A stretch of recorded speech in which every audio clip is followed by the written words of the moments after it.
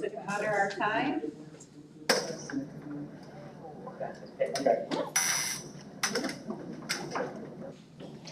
All right.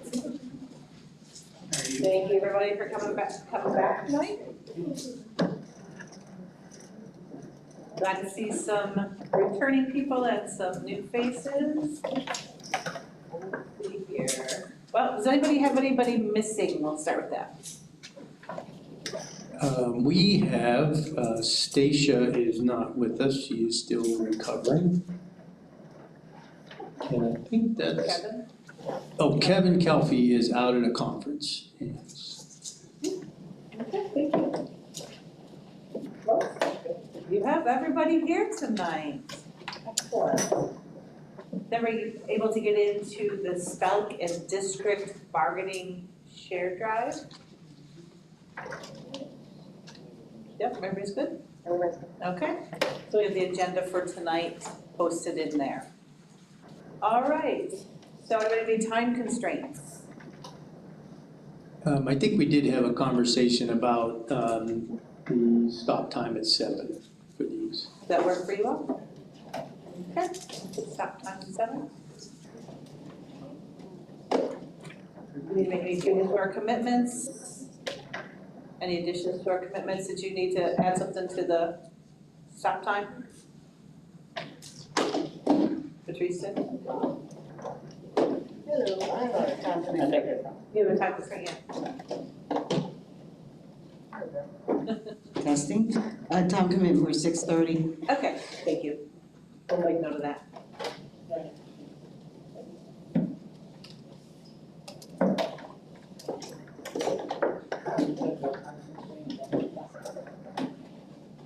All right, so we have our minutes from 2:23. Any changes or corrections we need to make to that? I'm gonna pull those up right now. Patrice, you had a change or correction? Can you reach her? We're doing 3 things at once. I was looking on, it's not my page number, under, let's see. Where says DUI? It's just a grammatical thing. Okay, Under review of managerial guidelines, where it says SB reference to 31, the way it is being seen by individuals as if a driver gets a DUI. Shouldn't DUI be capitalized? sure, yeah. Good catch. Anything else? Corrections?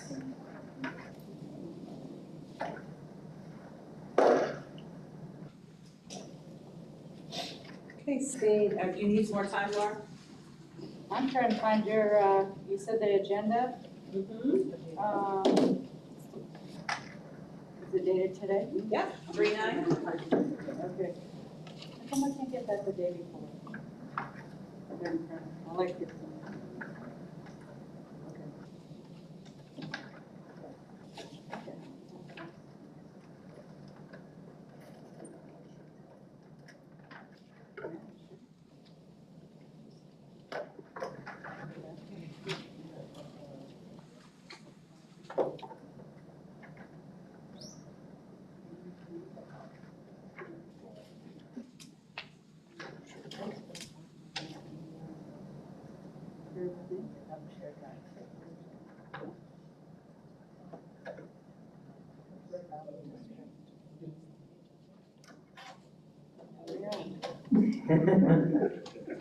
That's okay, and then we send both of everybody. All right. All right. Okay, after, can I get a vote on approving the minutes? Thumbs up. All right, minutes are approved for, 2:23.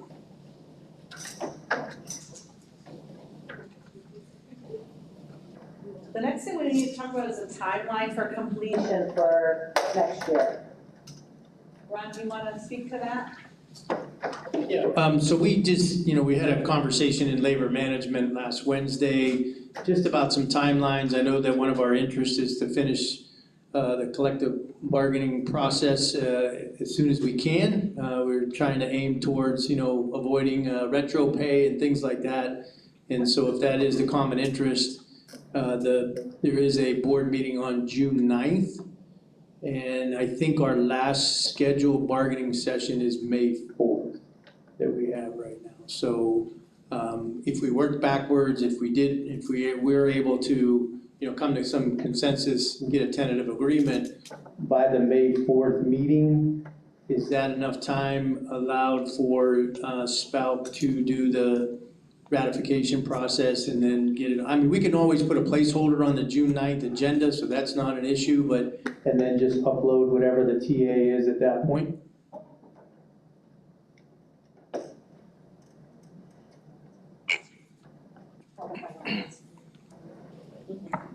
What's the last day of school? I think it's the Friday of Memorial Week. May 29th. May 18th would be May, I think 25th is Memorial Day, so. June 1st. June 1st. And then,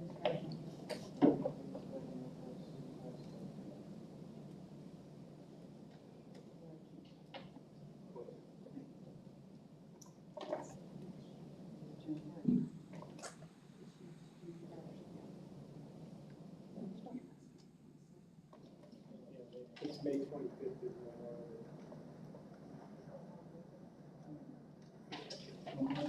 What did you say, by May 4th? Is June 1st. The last day for students is June 1st. Okay, So they come back that one Monday. so you're saying if we have an agreement by May 4th, is that what you said? Yeah. Does that give you enough time for ratification?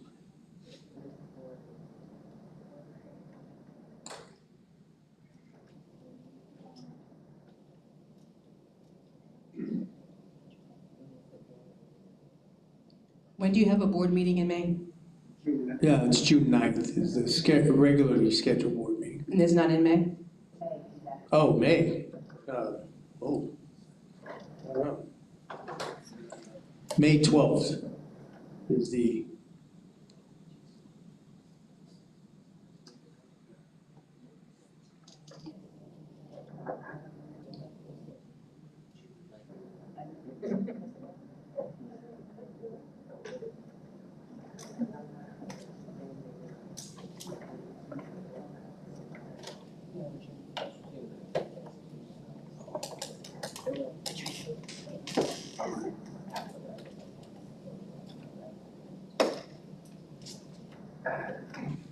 I don't see why not. I mean, if we come to an agreement on the 4th, that would give us 2 whole school weeks in between before the holiday. Sorry, we were talking about payroll. I'm plugging in payroll into the conversation just to make sure that's feasible for them to be able to get everything they need to get payments out, which would be the second pay in July would be the first pay for that year. I'm sorry, Lois, what did you say? Now, I just said it should give us enough time if we have an agreement by the 4th. Okay. It would give us 2 whole weeks before the holiday weekend and then Okay. the beginning of June. So May 4th, from that point forward, under TA, we could begin the whole process of calculations. Okay, all right, we gotta be done by May 4th.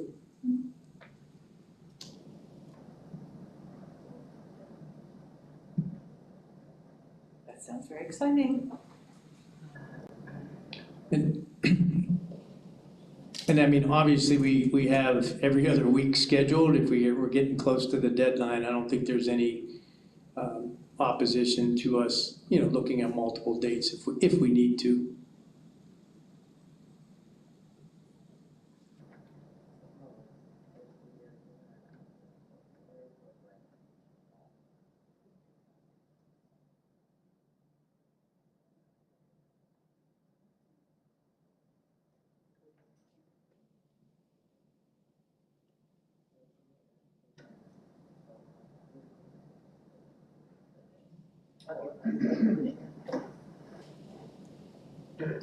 Carlos was just asking the question about how quickly would we get the TA back and, you know, to look it over for everything and then get it out to the members. I think we can get that. I mean, we don't have a ton of, you know, other than the housekeeping items and whatever we discuss in 6, and we both have kind of the similar articles, so it's just a matter of getting those 2 articles straightened out, the compensation piece, and then the housekeeping items. I gotta believe that's a Monday on the 4th. If we wrap it up, hopefully by the end of that week, we can get the TA, you know, redlined and all those kinds of things out to whoever we need to get it out to.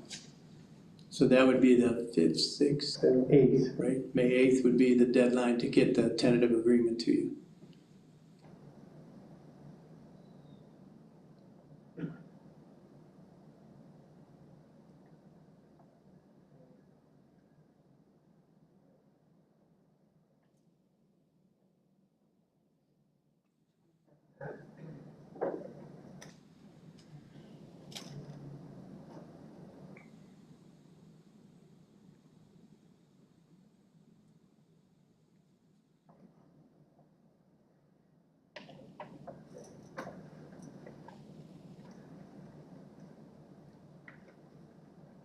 Sounds good?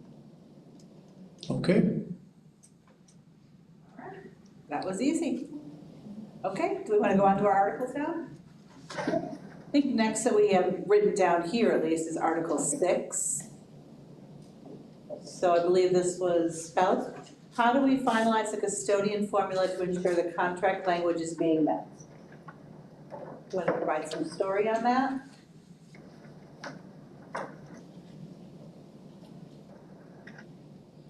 Yeah, I think I said it, the night we opened it up, that probably almost every other phone call we're getting in the office, and those of you who live in management know that this is on our agenda quite a bit, is custodians being overworked and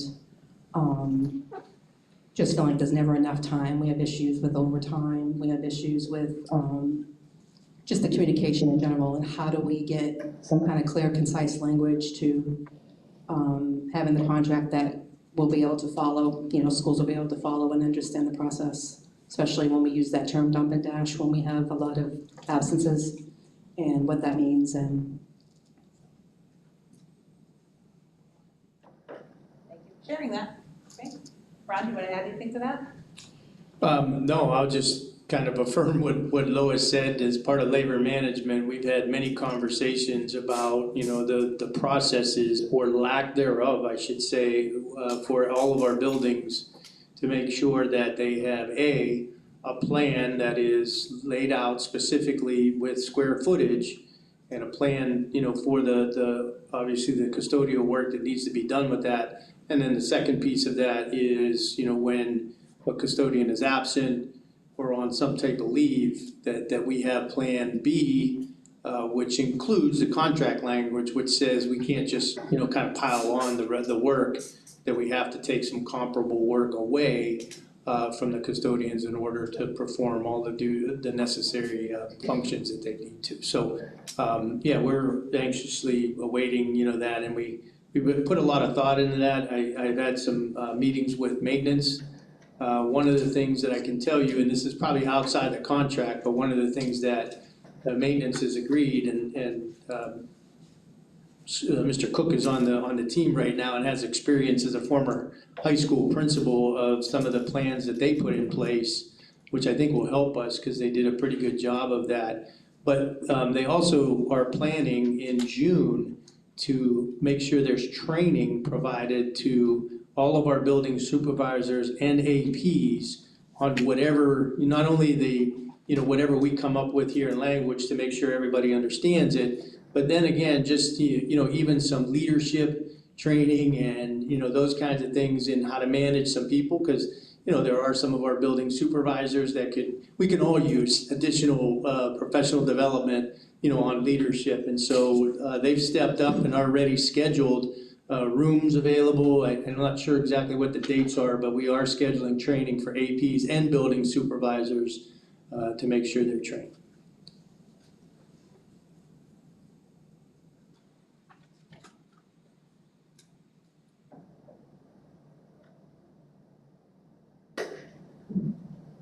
Lois, do you have any options for this, or is this just a discussion point? What was the?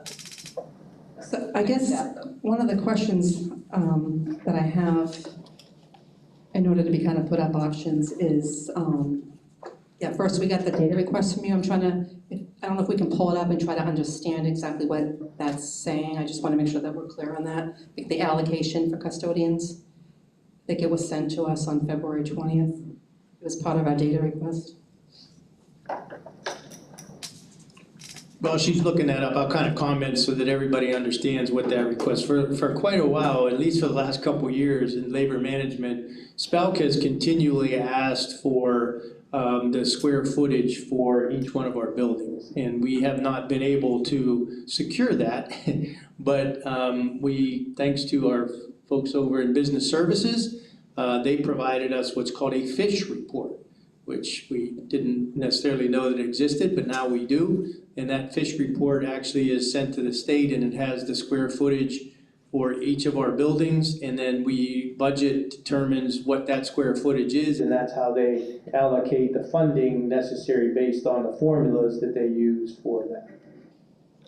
And so one of the hurdles, I guess, to try to get over is when you're talking about the amount of square footage, it's difficult to really allocate based on just square footage alone, because every one of our buildings is built differently. We have, I used two examples. If you take Ida Baker, which is a newer building, compared to maybe a North Fort Myers, which is completely open with open hallways and those kinds of things, the square footage might be similar, but the level of cleaning in the areas are much different. And so it's hard to do that, but I think the key is that, we make sure there's a mechanism in place that every building understands how their square footage is allocated, and then has a plan that fits, that square footage, if that makes sense.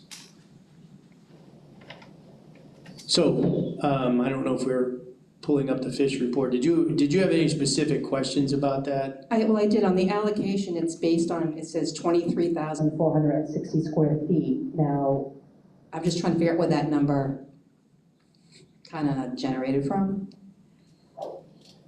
Is it cleanable square feet? Is it the actual square footage of the building? Like, that's two different things, so. I believe from what I was told, it's the square footage of the building, and then including portables and those kinds of things. So it's not, except pre-K portables. So it's right. It excludes that. Okay. So, right.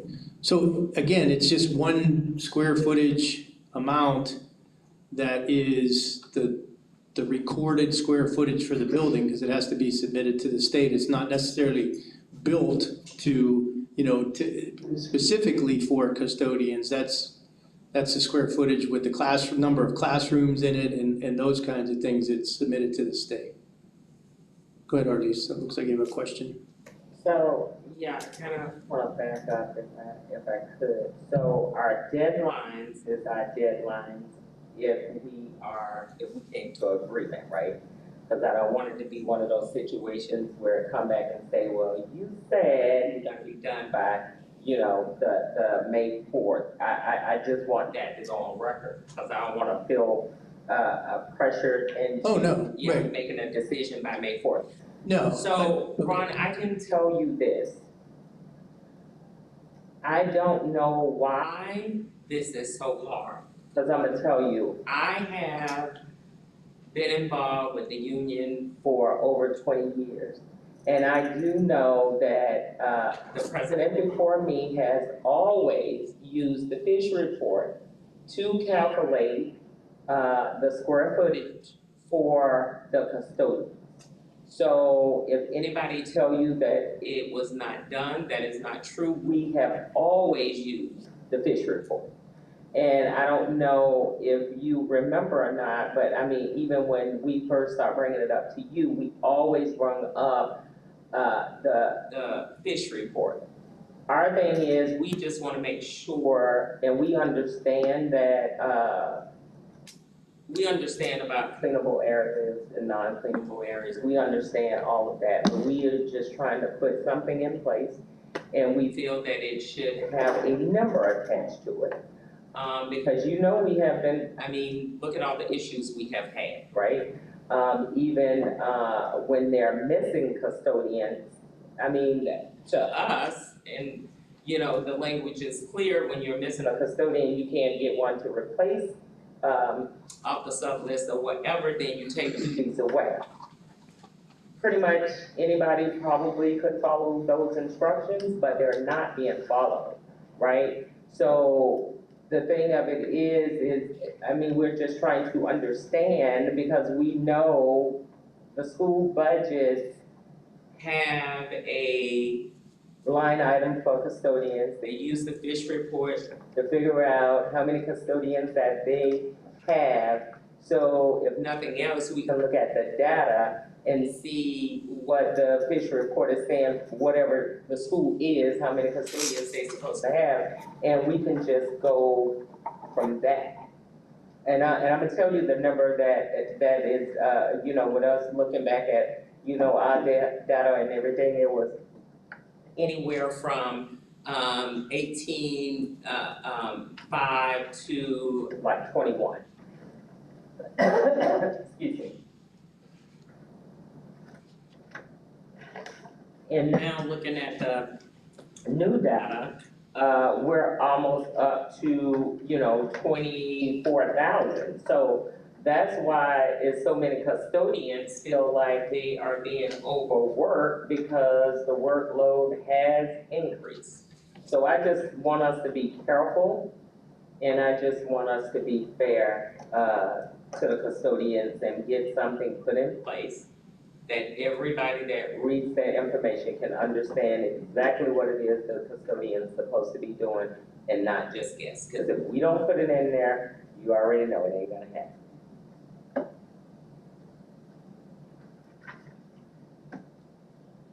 Well, I don't know if you had an option. I understand, that there are times, everybody's goal is to put some limits, as far as a number is concerned. I think that fluctuates based on, what the amount of square footage that is assigned, and we don't want to get into a situation where we're assigning like 1.25 custodians to a building, because that creates some chaos in itself. One of the things that, in our conversations with maintenance and some of the building principals, again, and thanks to Mr. Cook for kind of laying this possibility out, is obviously we use the fish report to determine the allocation. And the building principals have are responsible for making sure that the custodians are assigned accordingly. One of the options that we would like to discuss, again, would be that once the fish report is distributed and the allocations are given, then at that point, each building will have their plan with the total square footage that we take off of the fish report, and then they will have a plan that they would have to submit with who's responsible for cleaning what. And I'm just kind of going through, we wrote some things down specifically. So that would kind of be plan A, right? So every building would have to submit their building plan prior to preschool week. So we'll put dates on it, like by August 1st or whatever, which is prior to preschool week, your plan has to be submitted. At that point, we call the custodians together, we share the plan, they can have representation there. SPALC wants to sit in on some of those meetings and have some feedback and get to a point where, we talk about that. And then included in that plan would also be the plan for when custodians are out. So what is the plan for cleaning those areas if somebody's out specifically? So we have it all in writing, we submit it, it's approved with feedback. We can, we can add that to any labor management committee agenda. But we think in order to take care of, the differences within the buildings, that they'll be required to submit their plan with the square footage and assigned. Mr. Cook brought up a good idea too. What his practice was, is, he can speak to this if he'd like, but what he did was quarterly, or I think it was quarterly, right? That they actually changed the assignments. So if if you had the northeast wing of the building this 9 weeks, then they would rotate around so that everybody had equally, had the opportunity to be a part of the different parts of the building, which I think is probably one of the most equitable things that you could do, is rotate those folks around so that everybody has, somebody might have 2 flights of stairs in their assigned corridor, somebody might not. So then the next 9 weeks, it's not fair for them to be climbing stairs the whole year when we can rotate that around. So our proposal would be that each building has to submit the plan. We'll put out the template with the blueprint of the building on there with the assigned square footage and the level of cleaning that goes into each one of those areas. And with that plan has to be the plan for when somebody's missing and they have to submit that to us. I said prior to preschool week, but it's probably a good idea to put the August 1st date on that, because I think is the fish report, that the DRAs and the fish reports are certainly out by then, Mr. Cook. Yeah. So they would have ample time to have that, they can work with maintenance on, how to distribute that, but that plan has to be in writing and then we sign off on it. Is that your option, Ron? I guess, so. Okay, Right. so let me ask you this, Ron. So is that saying we won't have those specifics in the language? We would not have specific square footage. No, the square footage would follow the fish report assigned to that building. Because Okay. again, that's where some of the differences occur, is we can't necessarily take, I think it would be very difficult to say a custodian can't have more than 20,000 square feet. Because within that 20,000 square feet, for one custodian might be, again, a number of bathrooms. The other one might have the media center that really all that needs to be done is, the carpet swept as opposed to the classroom. There you go.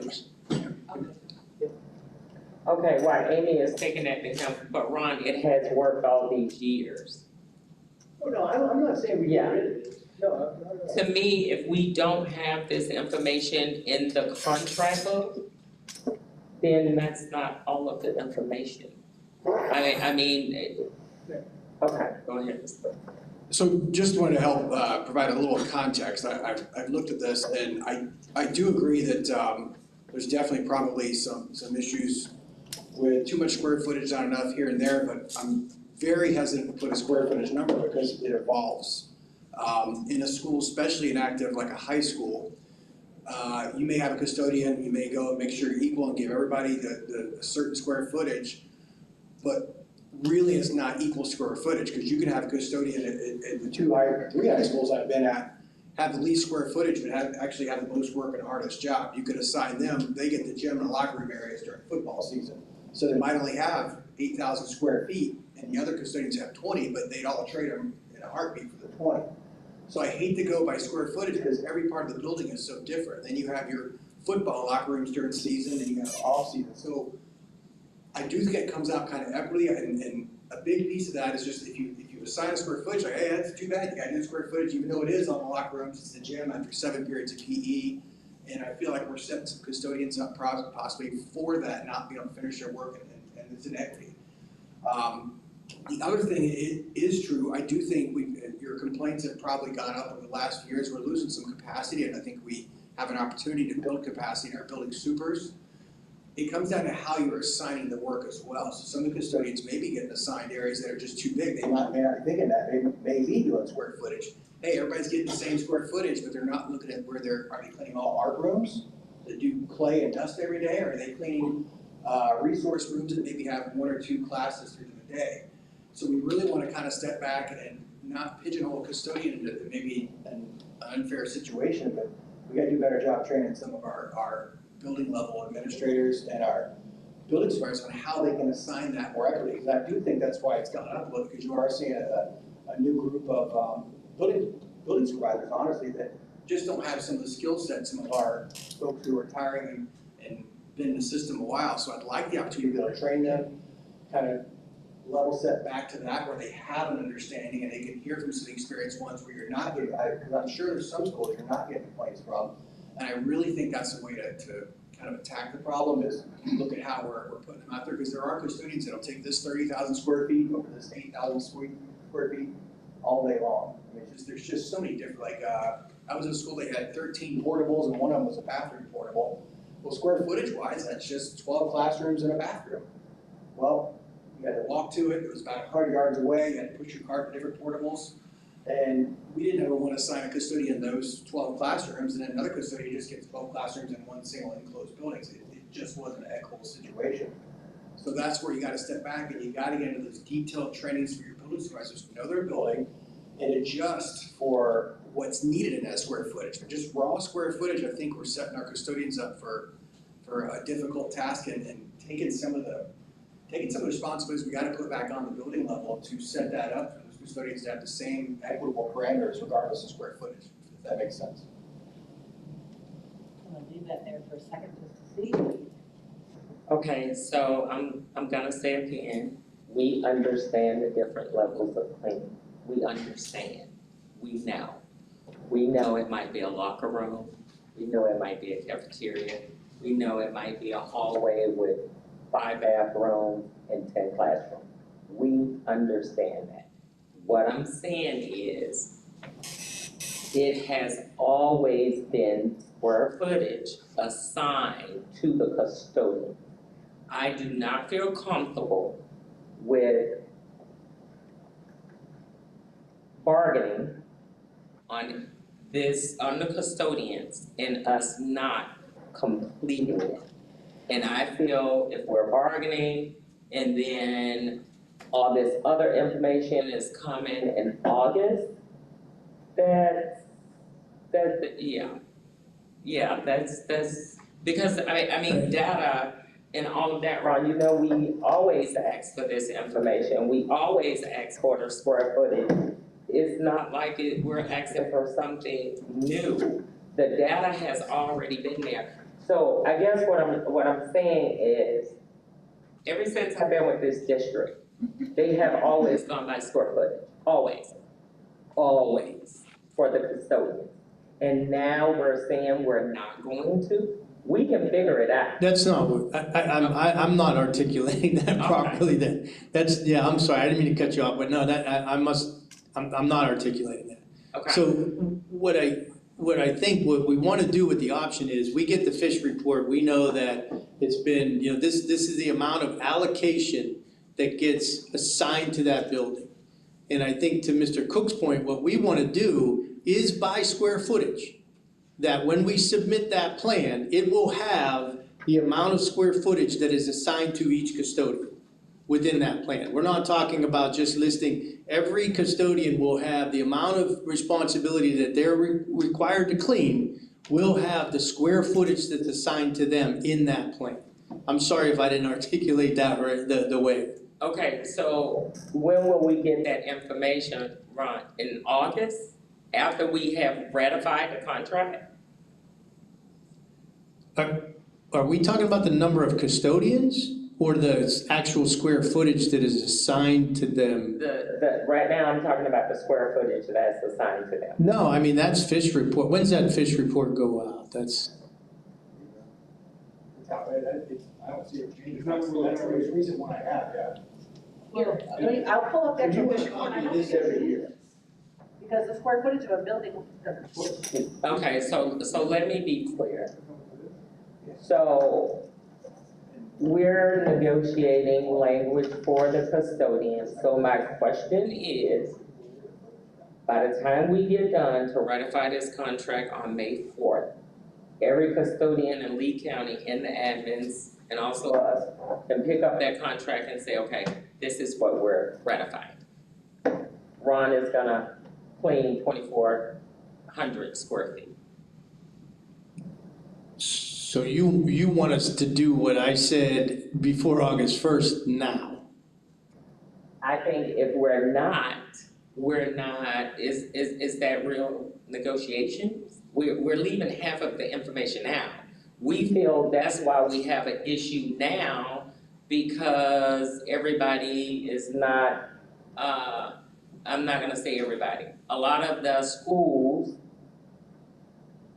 seems to us, that they don't know how many custodians they supposed to have or whatever. So what I'm saying is I feel like all the language should be in the contract before we ratify it. We can't ratify, right, a contract, put half of the language in, let the admins and whoever else come back, right? And then add how the work is gonna be distributed and all of that in August, because that's what I'm hearing. Am I hearing that wrong?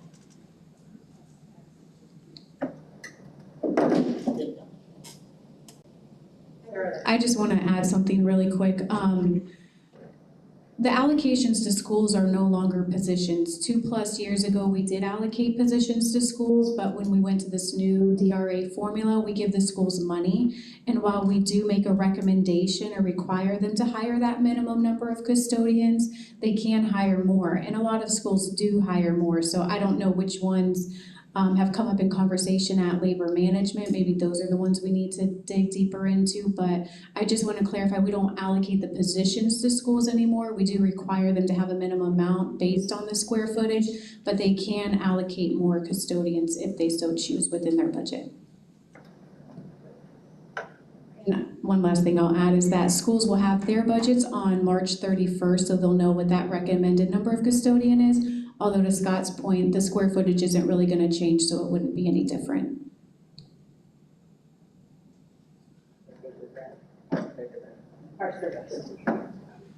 Chris and then Laura. But I just want to point out a clarification of what we're looking up here. I just want to point out what we're looking up here, and maybe, Ms. Arlise, if you didn't see it. What we're looking at up here is the total square footage of each school, and then they have it based off the 23,460 square foot cleanable area. How many custodians are allocated by fish per school? That's what we're looking at on this graph. That's this one. So you have your square footage here of what the allocation is based off the school. And this is what For the that's custodian. staffed. So we're looking at it as a 23,460 square foot cleanable area, which does vary school to school. You know, you assign an area to a custodian.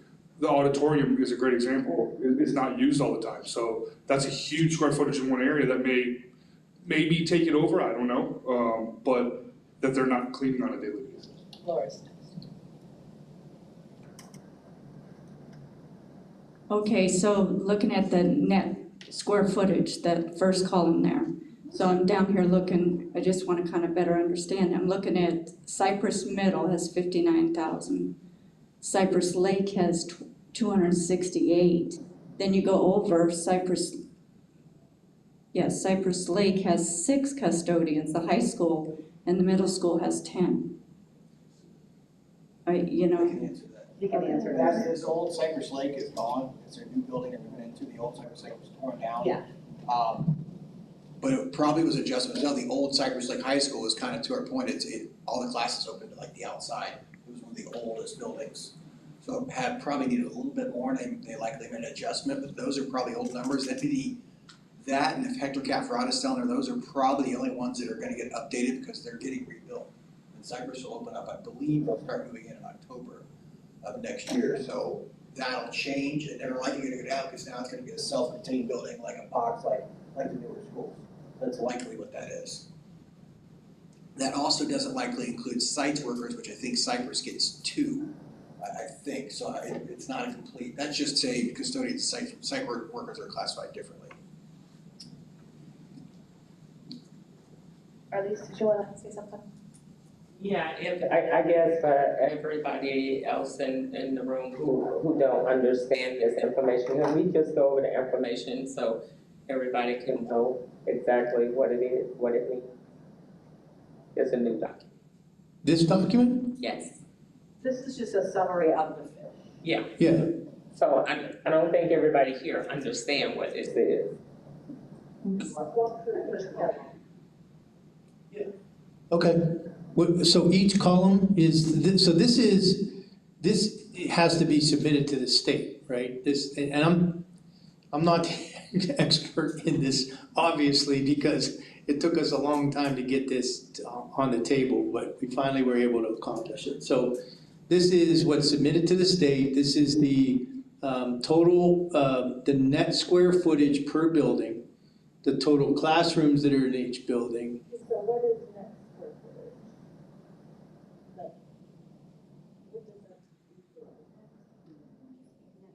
footage? That's portables and the building space. So that includes everything in that building. So I guess maybe you can answer this, Chris. So like at like the example we were talking about before, at North Fort Myers High School, which is just like some other buildings that are completely wide open, don't have a lot of hallways, basically just have classrooms and those kinds of things, which is different than an IDA that has all enclosed hallways that need a certain level of cleaning too. What's the difference in the net square footage between those two buildings?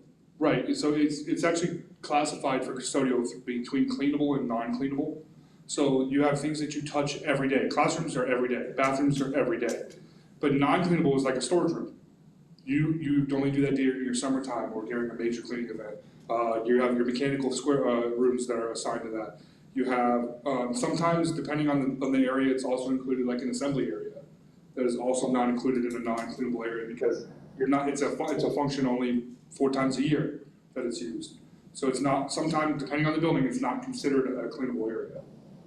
They generally get assigned separately or treated as a project. So that's why the classroom, I think, is the total classroom is why the differentiate. You can count that for square footage based off of a daily cleanable area.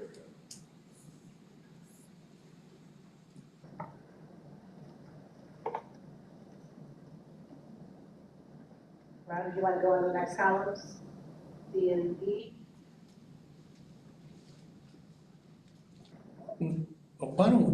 Can you guys speak to this probably better than I can, Chris? You're doing a pretty good job. So if you can, just kind of continue on, explain the columns here. My understanding of it is that it's actually set by the DOE. You have to take a square footage allocation base, which we have 23,460, it's written above there, and divide by your total number of cleanable area, square footage. So we have it, it's a little hard to understand in this particular table, just because it doesn't, we have the net square footage, not your cleanable square footage.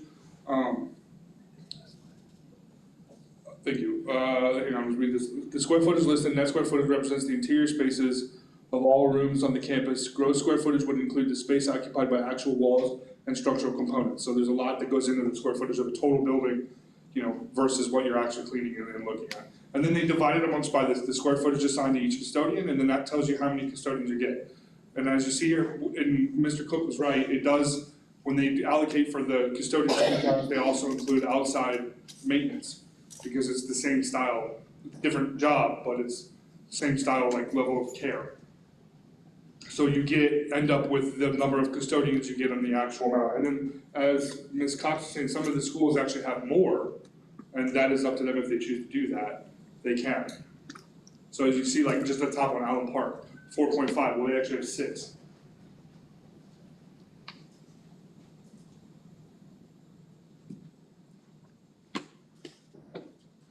Thanks, Chris.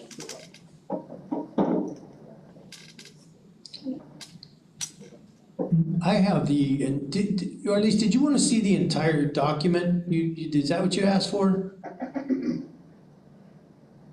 Because this is kind of a summary of the square footage there. And again, there's a lot of information on this document, which again, yep, that's the one.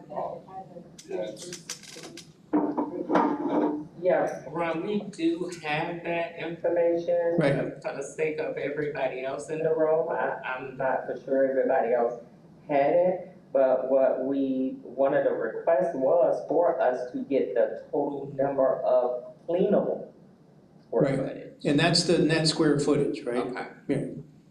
Yeah. Yeah, that's the space that is cleaned on a regular basis.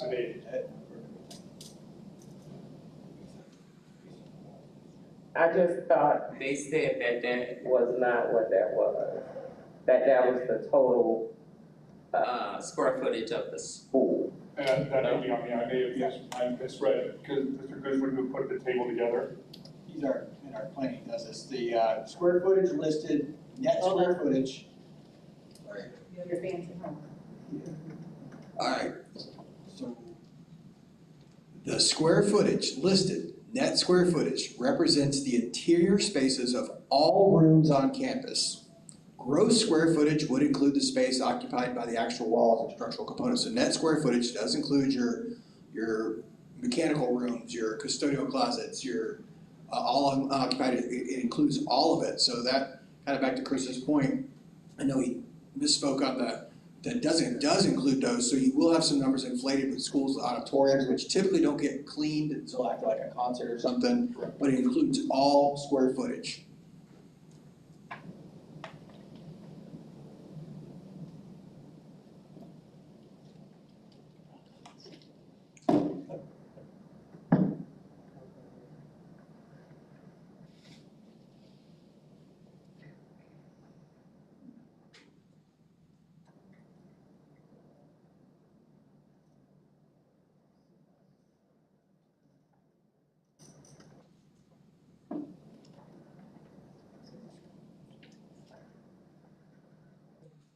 Caucus. Okay.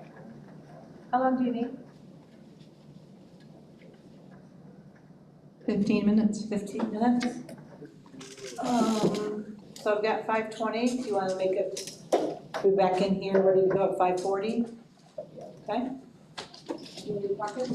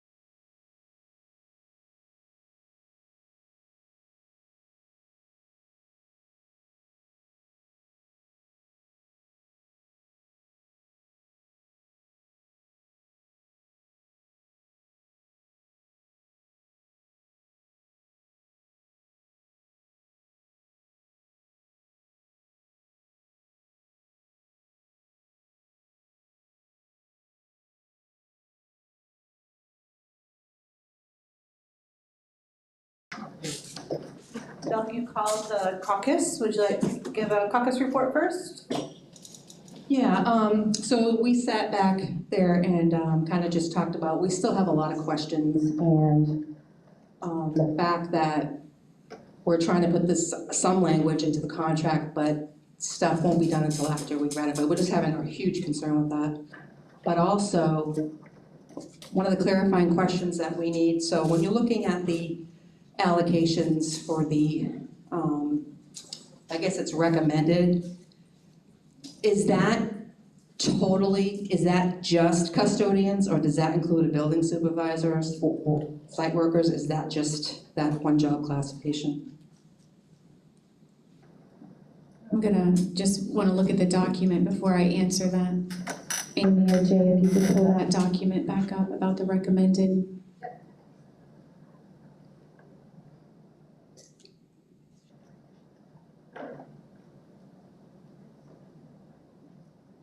And I believe one of the specific questions we have is with Island Coast High School. I don't know if, Yeah, we can look at that, that was the actual question.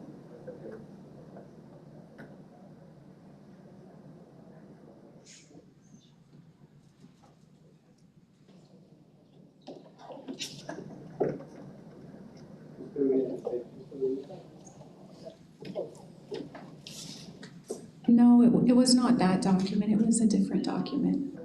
The actual fish. That's what you. Hold on. Here you go. You want the fish one? It was the first one. It's the right? next tab over, I believe. This was the summary. that. Yeah, that's summary. Yeah, so let me see, I wanna look at Island Coast DRA file in conjunction with this, so let me see here.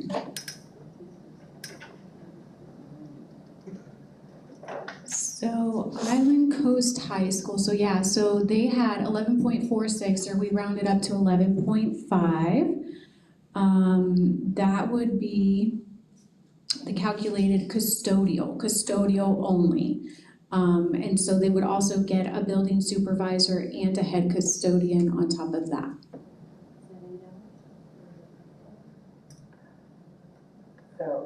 So that would be a total, in the school's file, what they have allocated is one building supervisor, one head custodian, 8.5 custodians, and 2 sites workers. So that would be a total of 12 and a half positions. Can you repeat that, please? Okay. Yeah, so in the DRA file that we have for Island Coast High School, they have one building supervisor, one head custodian, 8.5 custodians, and 2 site workers.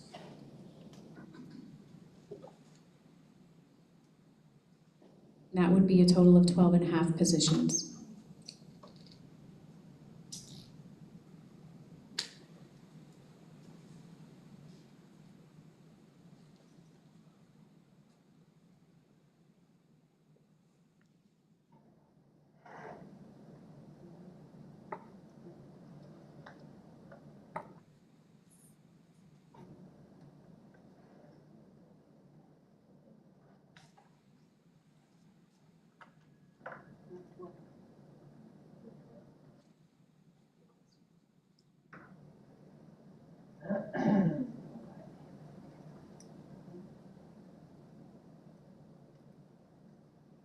okay, thank you for that clarification.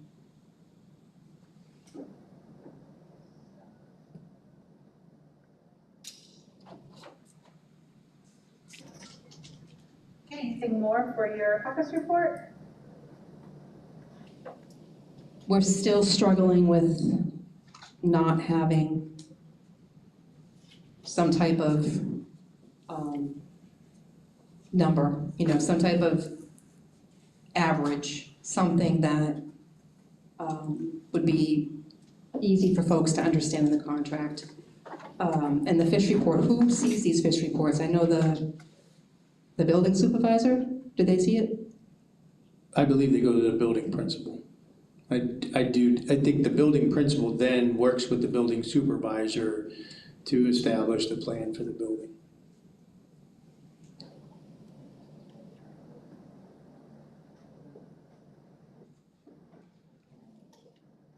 Do you want the microphone? Yeah.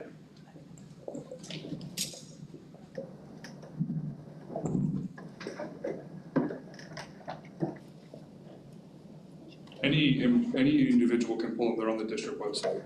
So if you go to district documents and just put fish, you can pull any one of them, or any one of the schools. I'm sorry, can you repeat that? So they're on the district website, under documents and just fish reports. So I think they're completely public record.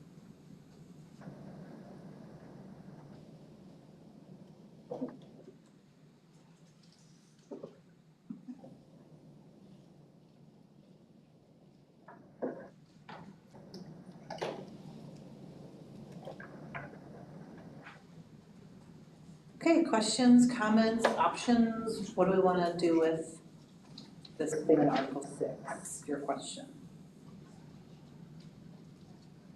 Do you have an option?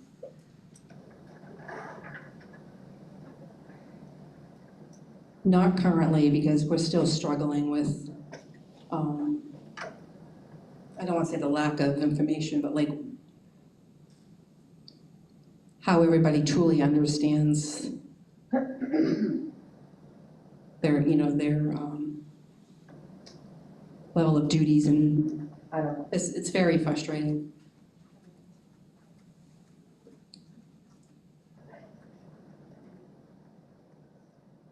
I feel like we're grasping at straws here. We want to have something that's a little bit more, and the fact that we're going to do things after we want to ratify that is really weighing heavy on this team. So I don't know if you have any. And again, our discussion was, how do we get to a point that you feel comfortable with? We all want to feel comfortable that, I think one of the things that we really are concerned with is the equitable distribution of the work in the buildings. And that's, what we talked about has been, kind of the major issue that comes up in labor management is, how do we know that the work, and I'll give the one example where, the two schools combined and one custodian we didn't have a plan in place for that. And I think that's, what we're trying to establish is in the contract. So, let's say the fish report is issued. And, if you want the fish report shared, we can certainly agree. I mean, it's public, we can get that for you. Now we know where it's at, how we access it, we can get it to you by a certain date. And then you determine, okay, this is what the state recommends, because we have to submit all that to the state, and they come back with the recommended allocations for that. So it's not, I don't think it's a matter of the district just willy-nilly decides what that is. We have to submit those. That's why it's an actual state report. So then the state makes a recommendation. They talk about the different averages, again, that exist within those. And in talking to Chris over the years, it's been anywhere between, 18,000 square feet to 25,000 square feet.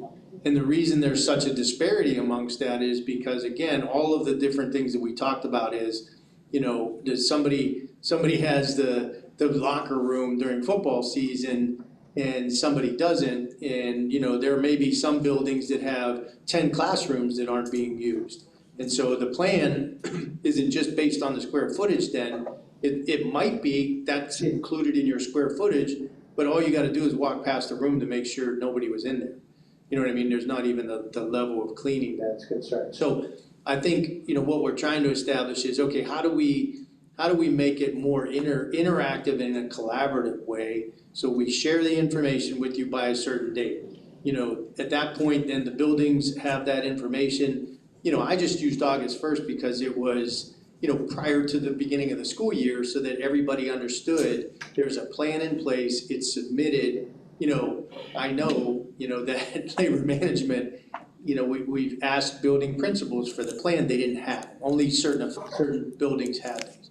So what I want to do is codify that every building has to have a plan. If we don't have a plan by then, it's grievable at that point. And that gives you some authority over, like, you have to have a plan in place. And that's what we've struggled with, in my estimation, if I go back through the notes over labor management. And, typically the district doesn't give you something that's grievable, right? But I think that holds everybody accountable to, we have to have this process in place, because we want to solve the problem. The problem is, in labor management, we can't seem to come to a resolution of the equitable distribution of work because we can't seem to get, the whole, nobody really, there's a lot of people, I shouldn't say nobody, but there's a lot of people who don't understand how to go about assigning that work. And so that's what we want to try to codify, so that gives you some lead ways to say, this is what you're supposed to do, you didn't follow.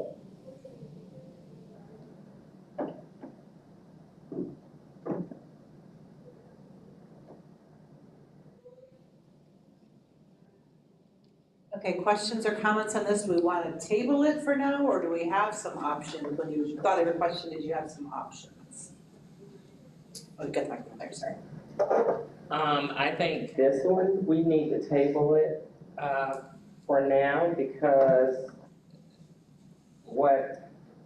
I can't speak for Lois, I haven't asked her this question yet, but what I thought that we were going to do is not happening, right?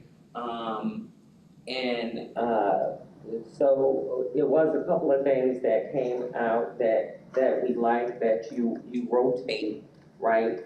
The custodians throughout the school.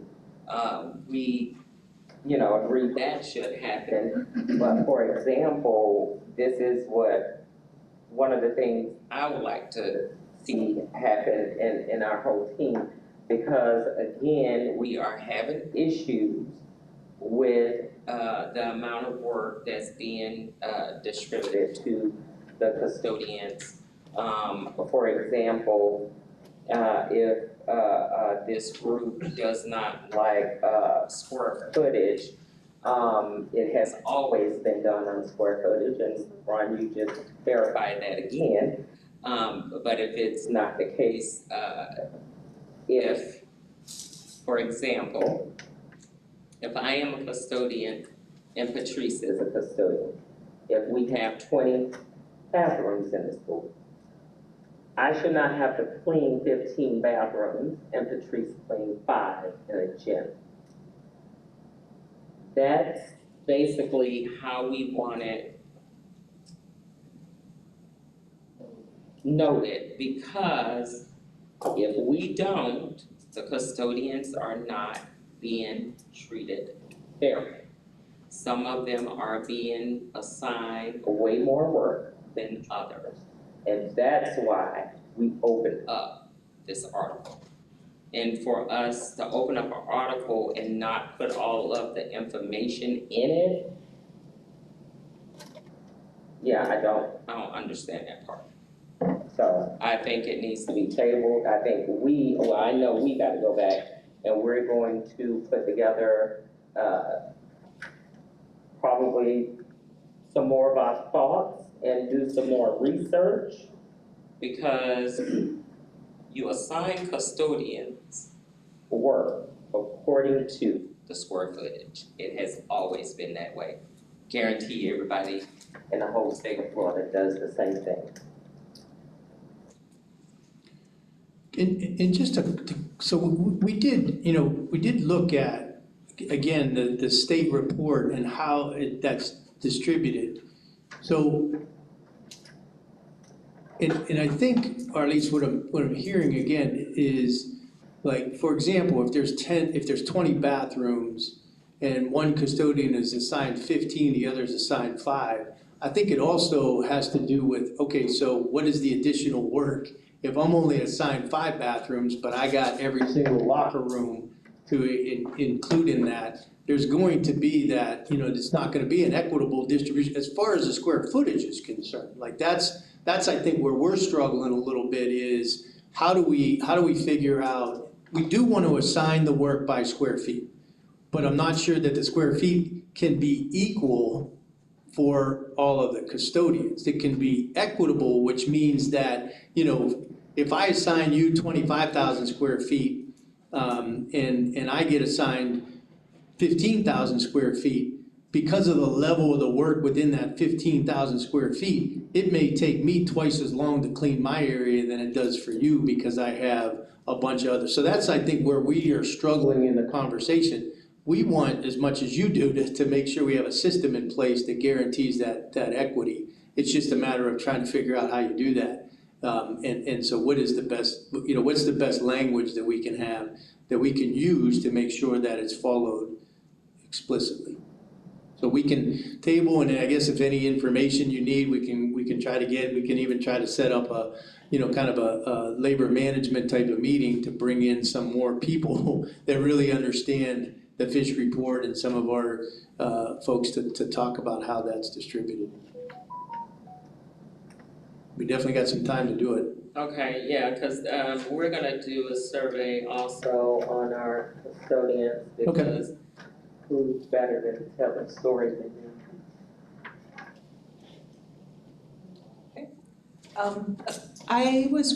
Are you aware of any other districts that have this kind of language in their contracts that you see what they say and?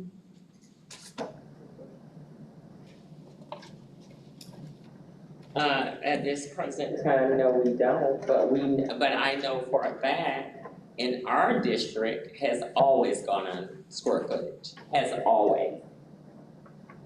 So, yeah, we just got to do some more research.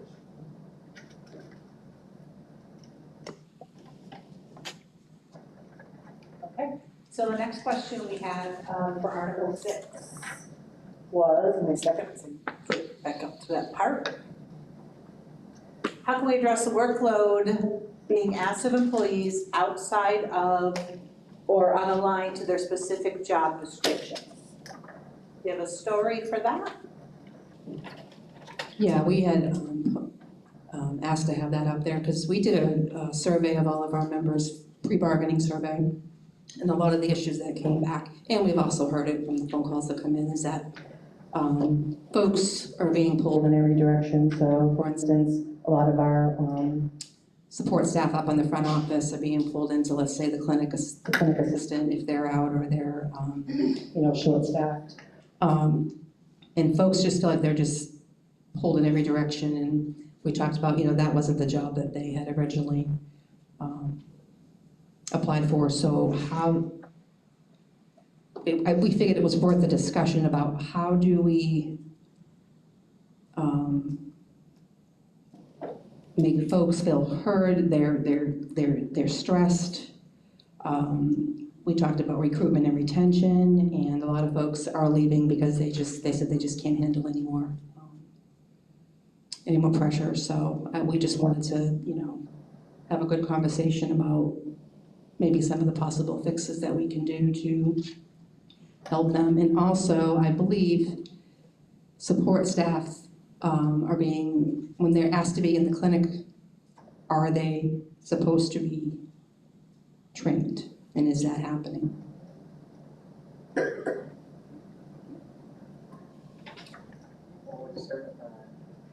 So your story is that people have shared via survey that they're being pulled in different directions when they're short-staffed only? Okay. And so the question is, how can we address that when they're being asked to do things outside or unlike their job descriptions? Okay. Any questions or comments from anyone else on this? Yeah, I had a question, because I know at our school, our information specialist goes into the clinic. I'm not sure, and I'm just putting this out there because I'm not sure if this is across the board, whether they have to have at bare minimum CPR. What other certifications need to be had if in fact they are in the clinic? That's my question. Yeah, I don't know that offhand, but I can certainly find out if there's specifics. I would have to get to the nurses and those folks just to see what the requirements are for anybody to be in it. Question I have is are they covering the clinic kind of by themselves? Are they expected to treat kids while they're in there? They didn't say specifically.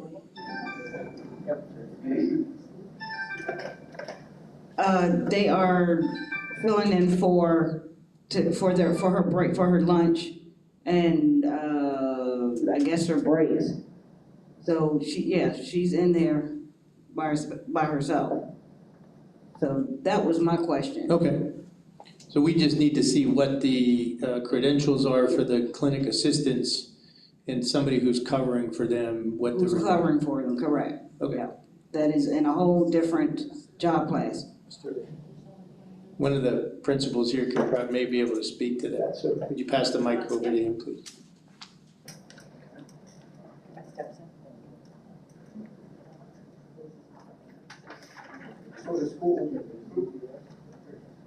So in school, you usually have, an assigned nurse that's there a matter of days a week, usually not the full week, and then they have your clinic assistant who is trained to work under that nurse's license. You always get backups for that clinic assistant. I can't speak to the exact training, but I think CPR is one of them.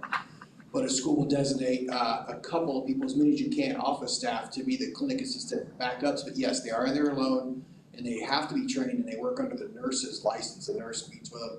I don't know how long the training exactly is, but they're usually pretty thorough about it because it's under their license. And then they still have they're in there alone, but it's for a limited time unless the clinic assistant's gonna be out sick for like days. But they do have direct access to the nurse, who's usually at a neighboring school or at that school. They call them, they work that same capacity. Treatment's kind of a strong word. They will give medications and do those things, but they do have the same exact training as a clinic assistant does, which is based at a parallel employee as well.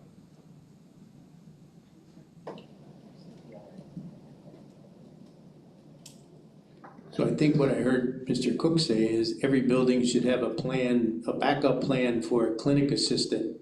And the person who is put in that backup plan has to be credentialed. That's what I heard, Mr. Cook. Is that what that, and I think what I heard you say is maybe that's not happening. I don't know. Okay. I wanna know, I mean, protect, oh. No, I heard what he said, and I wanna believe that, I really do. Right.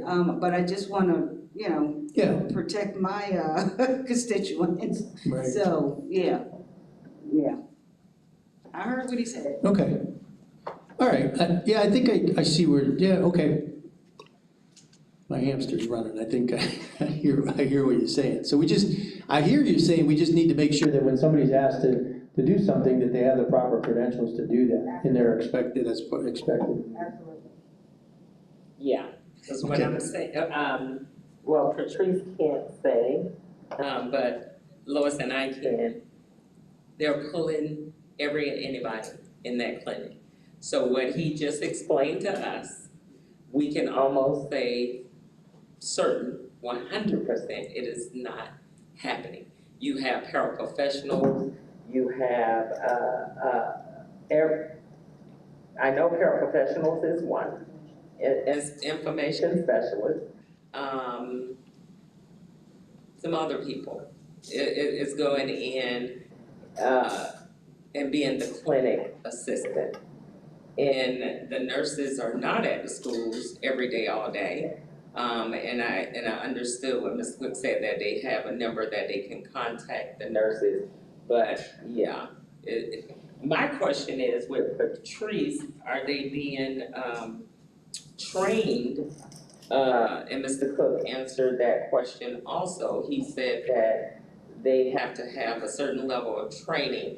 And my thing of it is medication is one of the ones. So whoever is in that clinic, is all of those employees getting the CPR in the medication training? Because if you're giving out medication to a child, you should have that certification. Yeah. So let's see how many people in the schools that's getting like medication training and Okay. CPR training.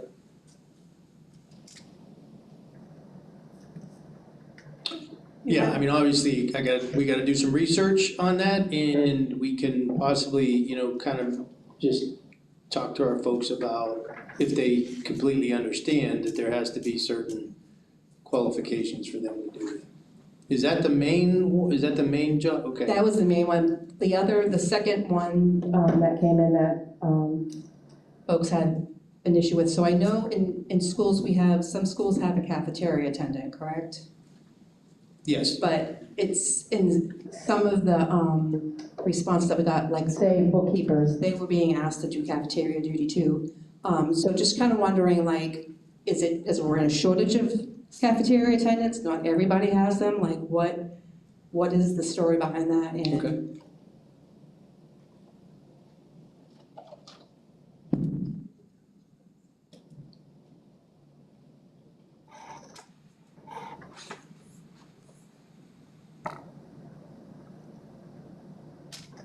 All right, so we have the issue with clinic assistants and then maybe some cafeteria attendants and some folks that, like a bookkeeper would be asked to cover cafeteria. Okay.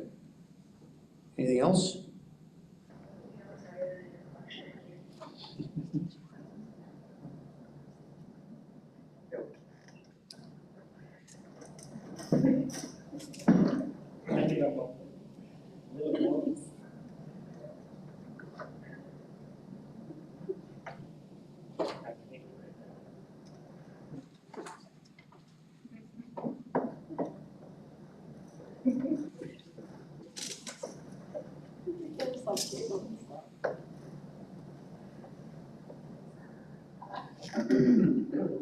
Go ahead, Ron.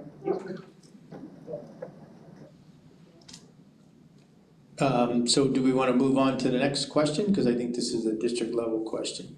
Okay.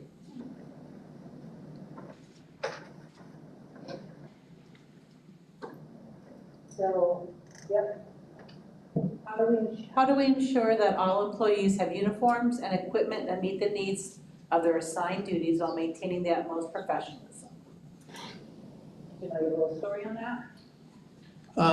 I know we've had some questions recently over the last year, and a lot of this has to do with, the company that we contract with to make sure that we're meeting the existing language in the contract, but also maybe because I know we've had the same language for quite some time, and some of those folks have expressed, some concerns over kind of the way we distribute uniforms. So I think that we're probably a little bit away, maybe a year or so away from looking at, how we distribute some of those uniforms.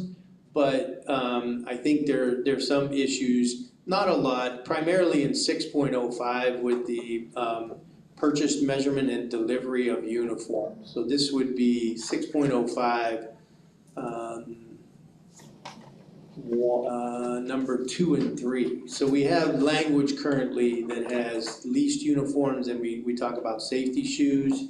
And again, we've getting some mixed feedback on, some folks. So I think the contract kind of requires us some things, and what we're interested in is exploring maybe the ability to have some options for our employees.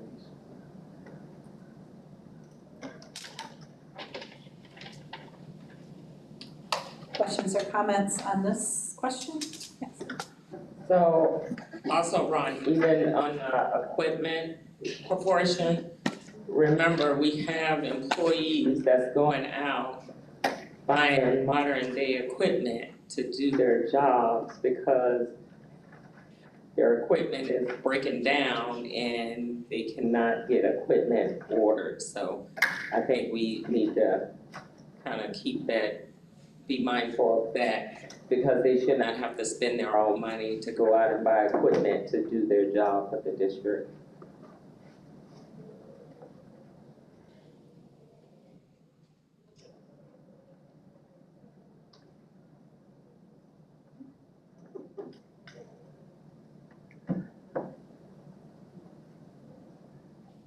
Other questions or comments on this? Do we have an option for proposal here? Yeah, I just was looking at the ability, and again, you can kind of mull this one over, if you will. 6.05 2B and C. So it says our current language says uniforms that are leased shall be provided on an ongoing basis. My option would be to say, for right now, uniforms that are leased may be provided on an ongoing basis, so we have some, again, some options if we choose not to lease. I know we have some, so for those of you that don't know, when we lease our uniforms, typically the employees will turn them in to have them be cleaned. And some employees would rather not do that, and some of them would rather do that. So we would have to require, according to the contract that we have with the supplier, to collect those uniforms and clean them. So this would give at least the option if employees wanted to purchase their uniforms, clean them themselves, if that's what operations wants to do with that, they would not be bound by the contract. That makes sense to folks? Go ahead. So, Ron, did we do a survey on this? Is this what you're saying we got mixed? Yeah, we did this, well, we did this through operations, they did some of that. We only have a select number of people who still actually have leased uniforms, from what I understand. Everybody's kind of moving to the purchase piece of that. But, you know, it says, you know, we shall provide them on an ongoing basis. And again, that would, the language, I don't think I think the language just doesn't necessarily reflect what's happening. And so, and nobody's complained, you know what I mean? Nobody said, well, you have to lease me, you know, a uniform if you choose to purchase it. So I felt like it was more of a housekeeping item, but I didn't want to bring it up as housekeeping because I know we had some conversation on that. I mean, the same thing with the safety. It says safety shoes will be made available via an on-site mobile shoe fitting company. Like, we do have some employees that would rather not go to the boot truck, right? I called it the shoe bus, but it's the boot truck. So some employees don't want to go to the boot truck, and so the contract basically says we have to do that and we have to provide it for them. But I think may is typically what's happening rather than shall. Go ahead. Go ahead, Arlise. Okay, so I just need to be clear, Ron. So, but we are trying to get away from leasing, right? We're trying to get to the point that we're just purchasing all of the uniforms. I believe that is the case, yes. Okay. But I, like I said, I think we're a year away because we still have a contract in place with the, so we have to purchase or we have to lease the equipment that or the uniforms that we're currently leasing for another year. But the amount of those leased uniforms, right, is, and again, the contract doesn't necessarily reflect that. Go ahead, Lois. I just want to know, do we have any job classifications out there where folks should not bring their uniforms home because of maybe a chemical or something that they're exposed to? Is there anything like that that would prevent them from doing that? Is that why they were leased back in the day? I'm just wondering if that. That's a good question. I can ask that. I even think there was, you know, in conversation, I think with Jared, we thought maybe one of the mechanics actually leased theirs. He doesn't though, right? Yeah. So do we know how many employees are still on that lease program? I'm not raising my hand. It's 5. No, it's more? Okay. You need it? Do you guys mind if Amy answers that question? Because she was the one originally talking. Amy, please. Yeah, because she's typically facilitating and doesn't provide commentary, but we'll allow her at this point. So Amy, I guess we need to know if there's any chemicals out there, right, that's gonna put someone's family at risk if they take these uniforms home. And then 2, how many people we have, if you know, that is still on a lease program? I can tell you how many are eligible, Okay, and she said to me just under 100, okay, but that will have to get the final numbers who actually does lease them. okay, And we're one of the few districts that still lease, okay, okay? We do have a meeting on Thursday, so. okay.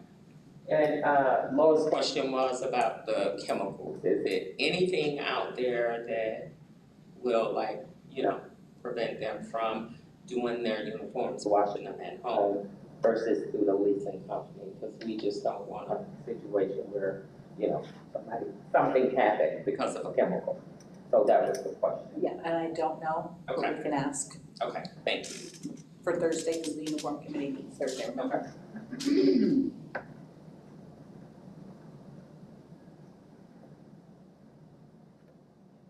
That's all we had in Article 6. Go on to Article 5.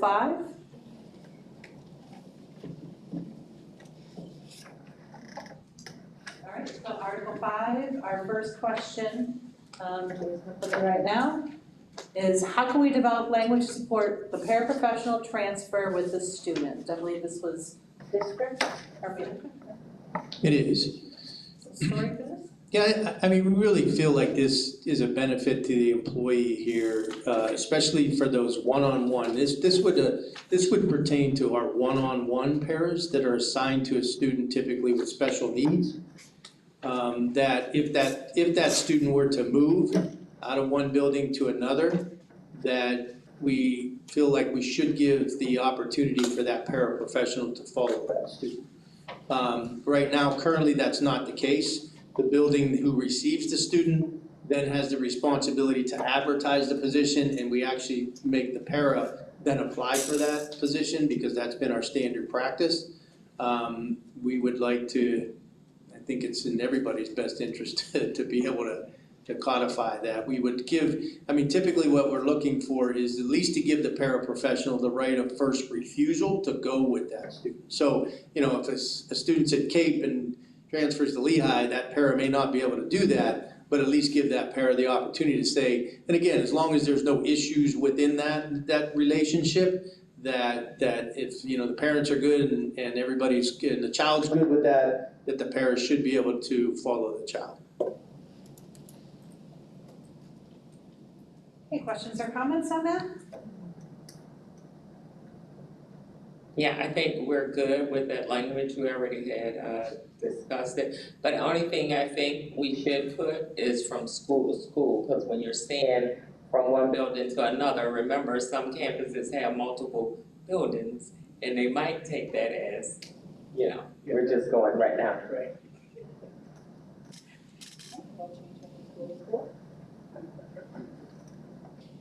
Do you have some language proposal?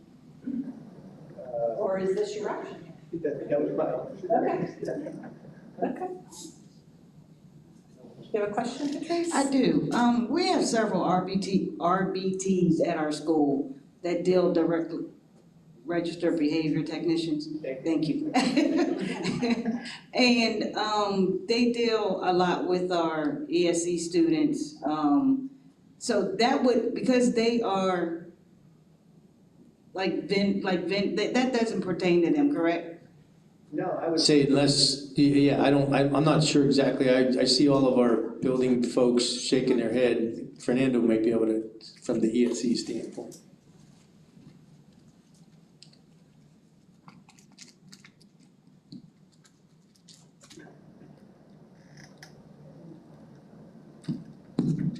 No, with regards to RBTs, there's a process they would have to follow with the PIP agreement where they would have to resubmit to the new location for them to be able to follow students. So that's separate from the school district, but there is a process they would have to follow for that. Okay, thank you.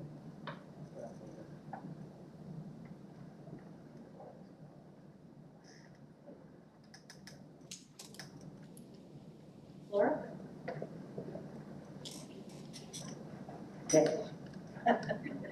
Here we go.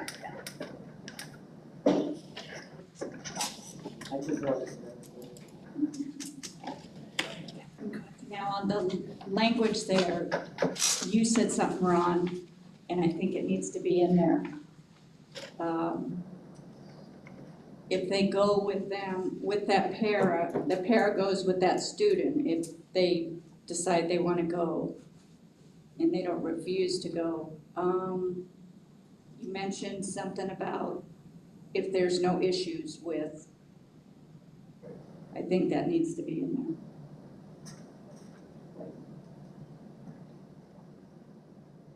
there. So I'm just kind of putting pen to paper here. So paraprofessionals that are assigned to an individual student will have the right of first refusal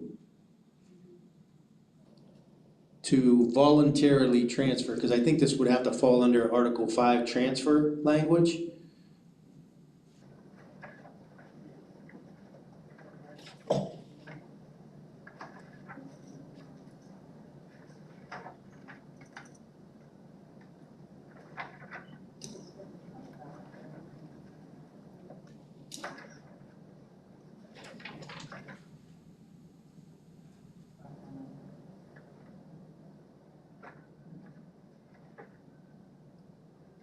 So the right of first refusal to voluntarily transfer with the student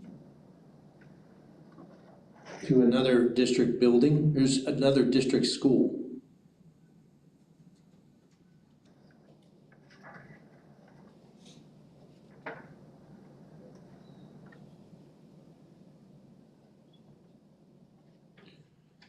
Provided that the parents, what am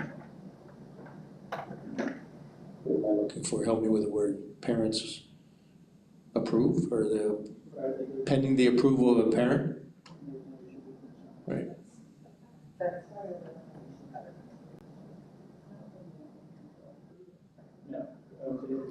No, I just wanted to give like an IEP if the kid's gonna transfer and they specifically are requesting, a change in their, that's what I'm trying to get to, but I don't know how to wrap that up. Yeah, so it would be to voluntarily transfer with the student to another district school pending no issues or concerns.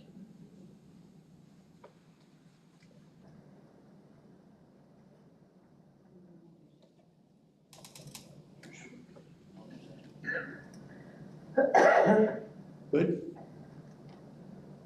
You want to test that?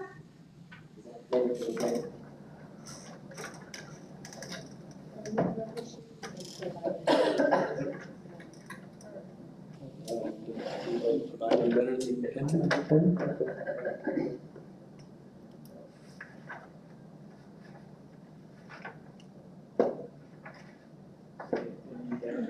Jared has a question. Yeah, because like, well, I'll wait for a mic.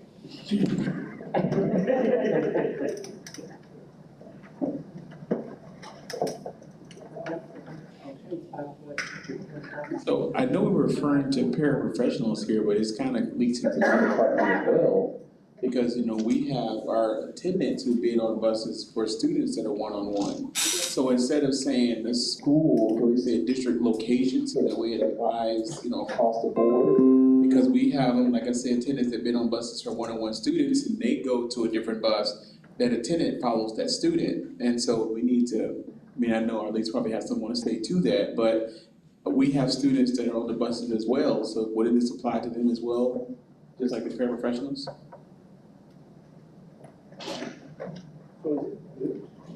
So is that a bus aide assigned to there, or are they actually classified as a paraprofessional assigned to that student? Bus aide. I know we're talking paraprofessionals, but me and my staff all of this as well. Right, so should we say paraprofessionals / bus aides that are assigned to a student, individual student? Yes. Yeah, thanks, Jared, that makes sense, yeah.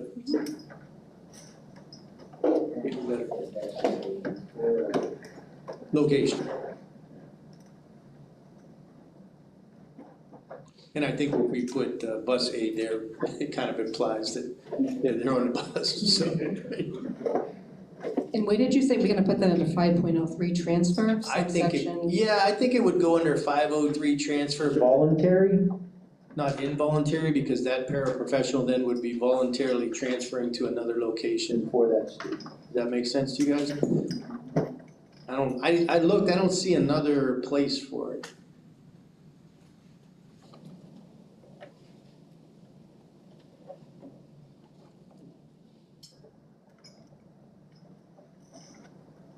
Yeah, the more I think about it, where it says, you're voluntary transferring, I guess that would be the appropriate.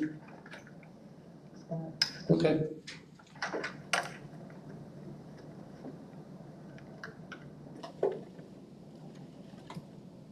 Do we want to test that? Okay. I'm good with that. All right, so we have the option of paraprofessionals / bus aides who are assigned to an individual student would have the right to first refusal to voluntary transfer with the student to another district location pending no issues or concerns. Do you agree with that? Give me a thumbs up or thumbs to the side.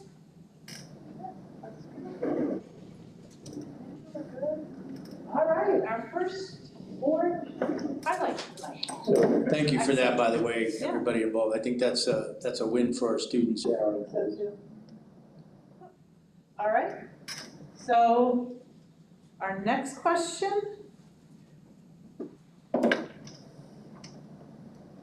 We have, how to ensure our compensation system is accurate and consistent for employees who are temporarily assigned to different duties. Is this Article 5? Oh, okay. Would that be Article 10? Article 5 does have a section on reassignment. Okay. Duty, temporary reassignment.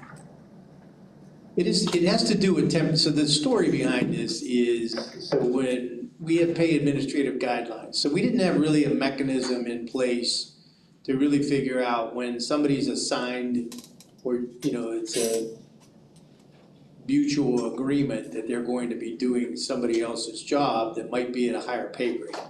I don't know that we have that codified anywhere in the contract, but what we want to say is you either get the minimum pay grade at that pay grade or 6% increase from what you're currently doing. That's kind of what we do with every other employee group in the district.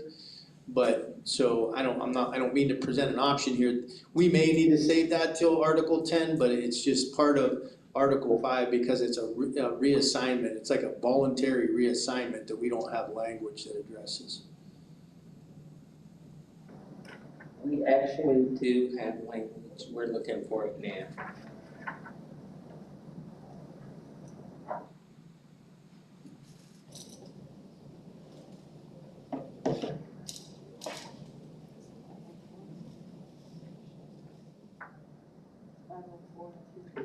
Yes. Would be good, can I ask a question about the previous one? Sure. Here, I'll get you my. 5.04.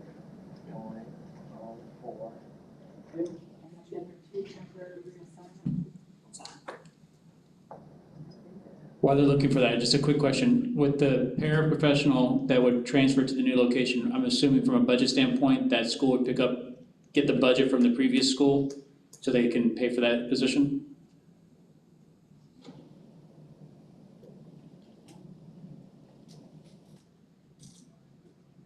Yes. I just want to clarify, all the one-on-one professionals are paid from the IDEA budget, so it's not necessarily a move within school allocations, it stays within the IDEA grant.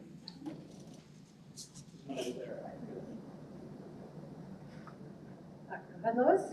Yeah, so under Article 5.04, Section 2, temporary reassignment, it states if an employee is assigned to perform all of the essential functions and duties of a position in a pay grade higher than the employee's regular pay grade, the employee shall be paid at the higher pay grade.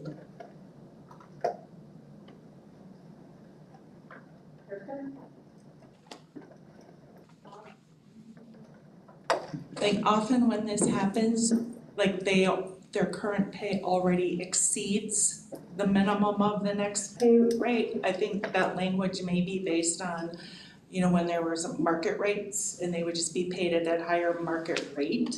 So technically the employee is currently already making within the pay range of the person they're filling in for. So that's where we threw in the or 6%, whichever is higher. Because that currently doesn't say that in there.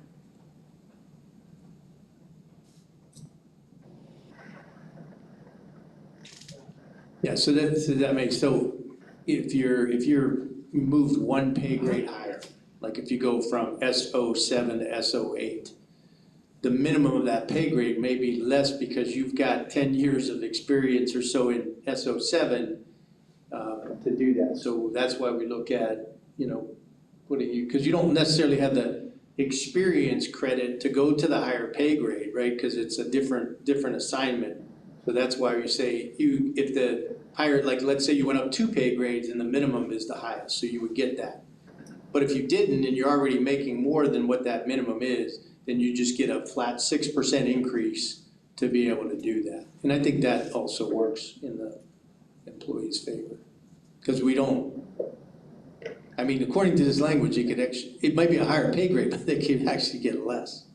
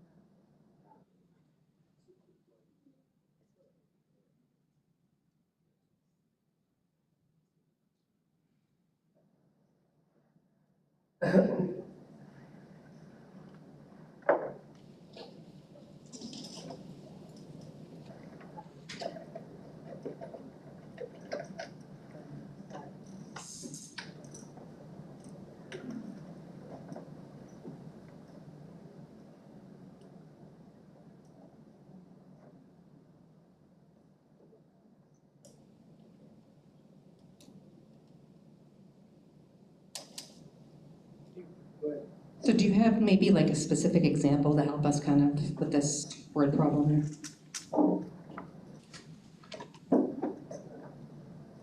Well, I think the one that occurs most frequently is like a custodian filling in for a head custodian.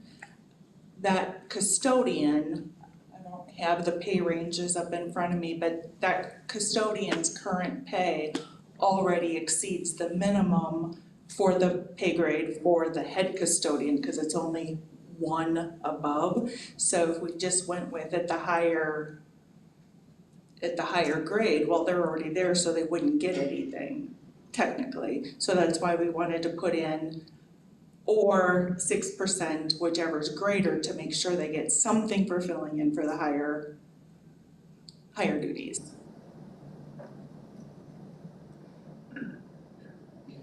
And then I think what another question that we regularly get is there a time limit?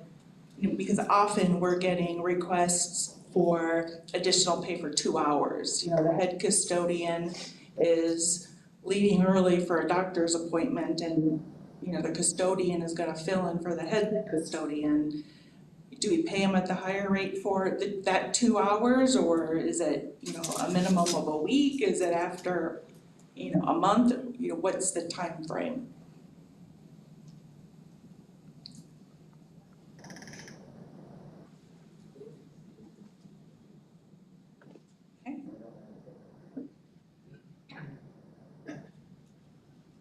I mean, we would assume it would be automatic, according to what this says. If they're still doing something that is high, it would be not just a week, it would be that day, correct?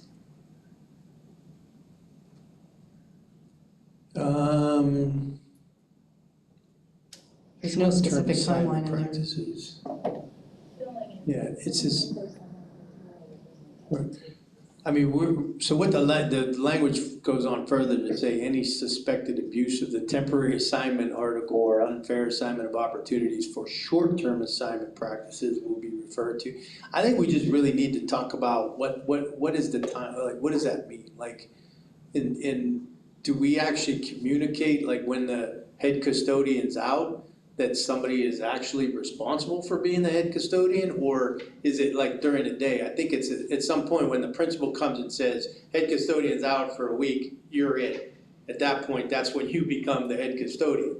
If it's the custodian's on sick leave for 2 hours and nobody really is taking care of that, it's just kind of a given, then we just have to make sure that's you know what I mean, communicated to the employees, like, if that would, I would assume that would be almost a nightmare to try to figure out, like, hourly rates for short-term assignments that way.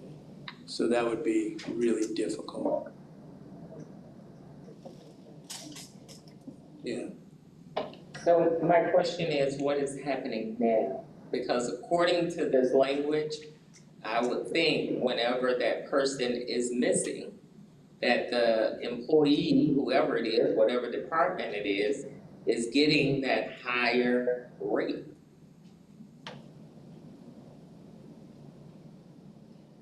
I'd have to. I think it's inconsistent.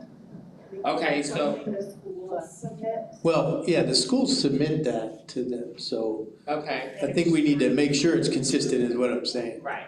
So let us also, I guess, get the intent of this language, because what we don't wanna do is hurt the employees, right? Right. So if the intent of this language was, and I think it is, if you was gone an hour and you assign me a higher position, you have to pay me at the higher rate. So we don't want to take anything away from the employees, because the way this language is written, it's like they're gone for an hour. Let us gather a little bit more information. Like I said, I think we've been a little bit, you know, it doesn't necessarily come through compensation. So, yeah, let us do a little bit of background on that. But I think the issue is we probably need to have a conversation about what is actually a temporary reassignment.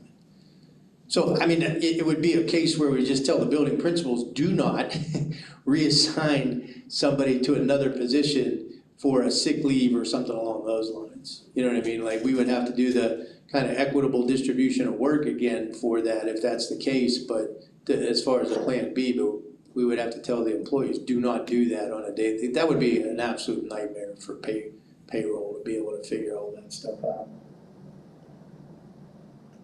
But we'll gather some more information, get that to you. I mean, we haven't any complaints, we just feel like in going through the language, it needs to be clarified. Okay. Have you got any I mean, we haven't got any complaints. Yeah, we actually have, but do you want me to say it here? You can tell me tomorrow if you want. No, I'm just kidding. We're good. Okay. Yeah, if because the way I'm reading this is, no matter when they're missing, if you are assigned that other job, you get that pay. So if that's the case too, we don't want to take something away either that's benefiting the employees. So, I think we need to go back and find out what the intent of that language was, all the information like hours or days or whatever it is. Okay, thank you. You're welcome.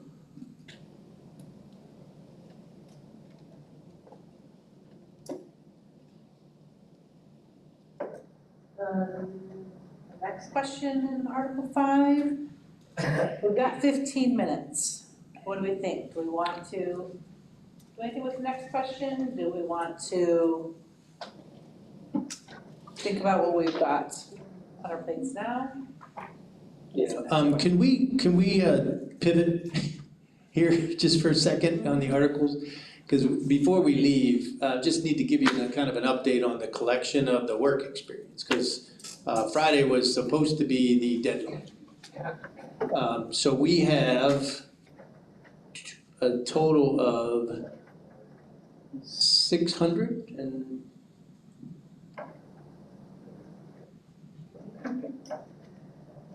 All right, when we restarted the collection on February 23rd, there were 1,424 SPALC employees that we did not have work experience on or a years of experience in the system.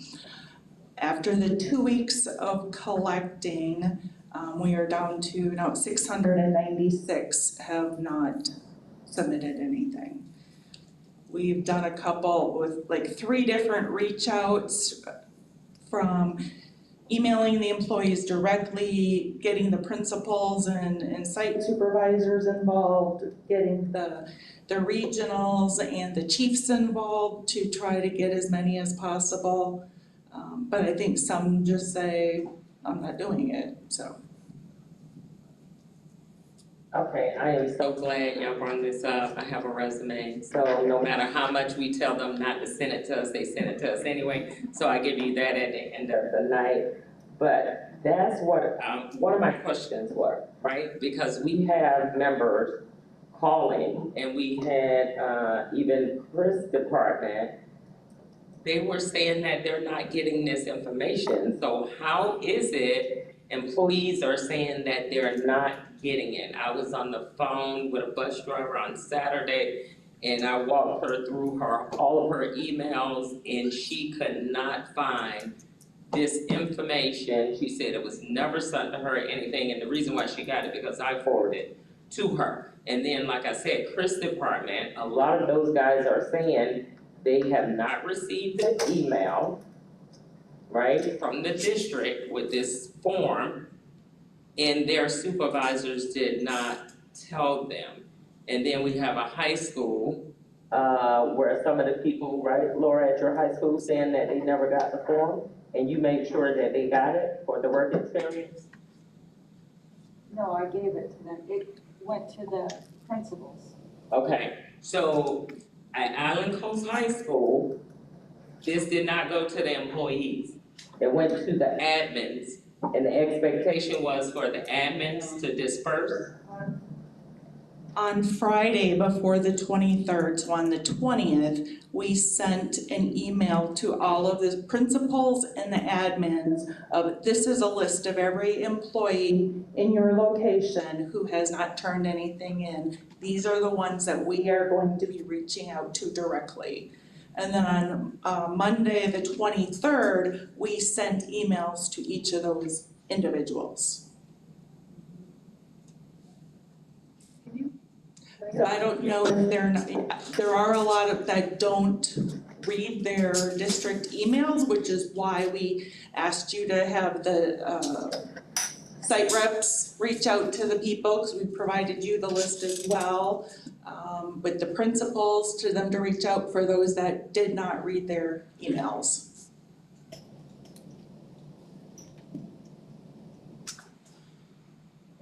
Laura, did you have a question, sir?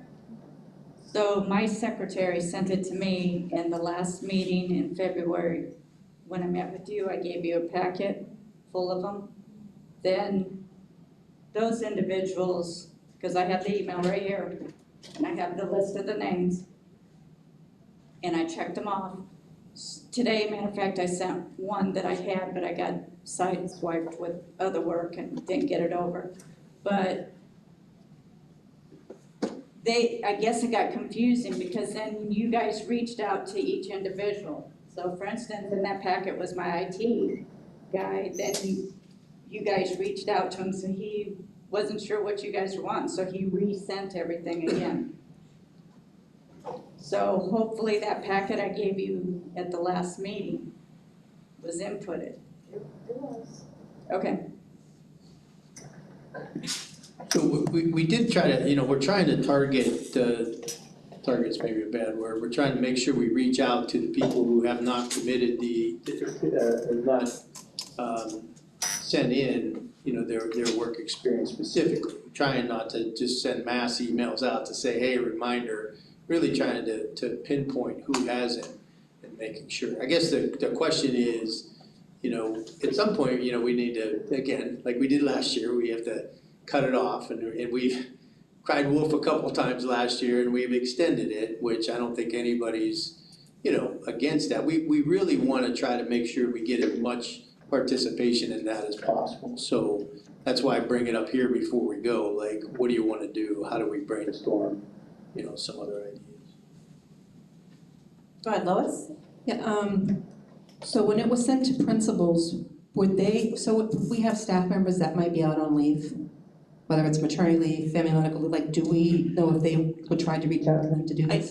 I made sure that you guys received copies of every email that went out, so the ones that went to the principal and the admins did say if you have any employees out on leave, to make sure they reach out to them, and the list I provided showed whether they were active or on leave. And there was a total of three emails from, well, it actually came from Labor Relations email address that were sent directly to the employee. So that doesn't even count the emails that went to the principals and went to the regionals and chiefs.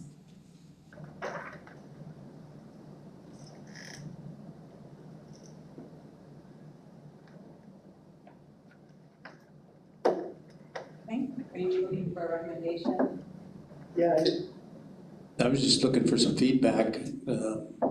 Any ideas on how we reach more folks? I'm basically asking this to the whole team here that's here tonight. Has anybody got any great ideas about how we get people to turn in their work experience so that we can pay them? Okay, so we have 696 folks that have not completed it. Do we know, I mean, I'm sure you know who they are, but like, are they new? Is it, do you already have something for them on file, or?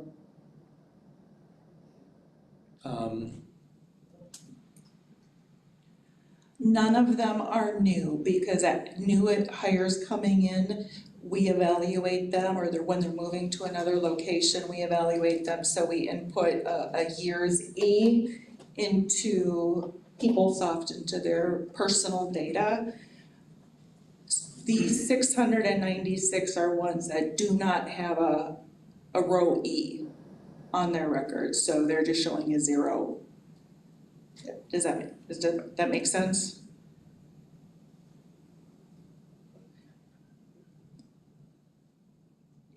Yeah, they're not new. They're current employees who have not turned anything in so that we can evaluate it and award the years of job-related experience. As it may not. Maybe. Folks that were pre-PeopleSoft, do we know that? Like if it's been people that have been here a very long time that? Some of them are. Some of them are, but those are people that we still asked them to provide that information so that we didn't have to go back and dig through paper files to try to find the information.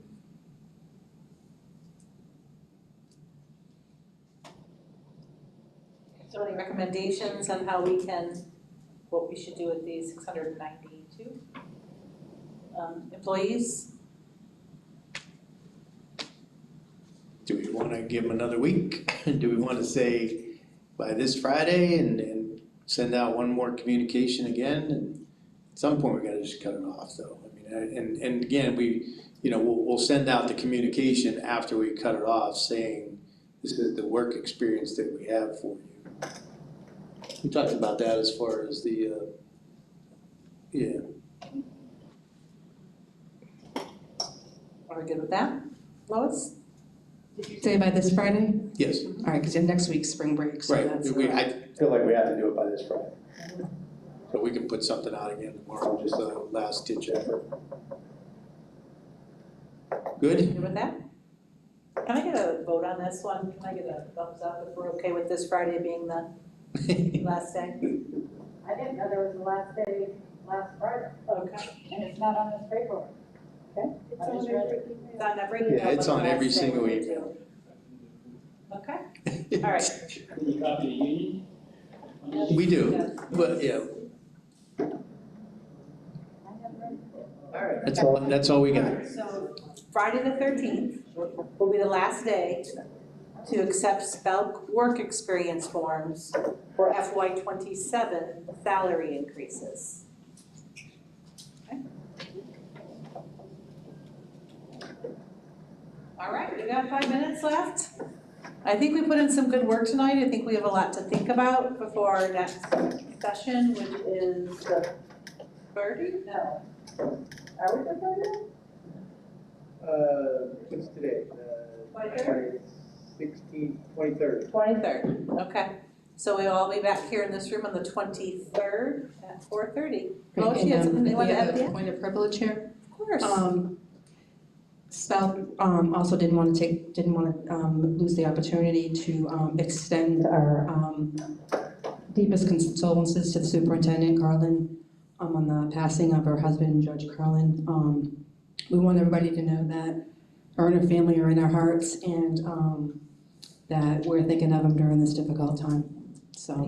Thank you for that. All right, well, we will see you all on the 30th. Have a lovely evening. 23rd, just kidding.